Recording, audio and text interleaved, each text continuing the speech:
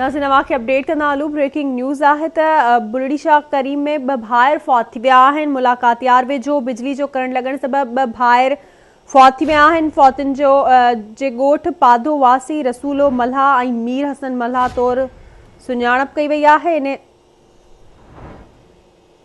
हवाले सां राब्तो कयो आहे बुलड़ी शाह करीम में आवाज़ टीवी जे रिपोर्टर अली हसन रिंद सां। जी अली हसन, कहिड़ा अपडेट्स आहिनि?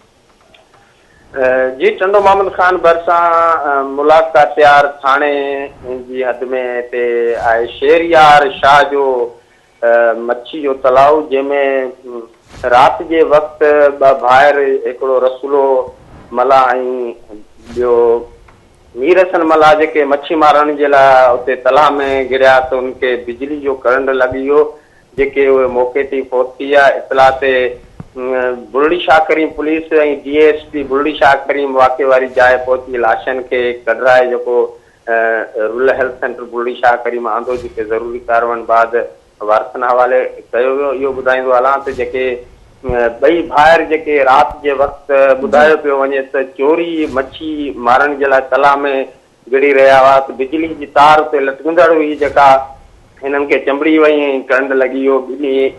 ॿई मौक़े ते फौत थी विया। जी वरी महिरबानी मां जी अपडेट करण लाइ।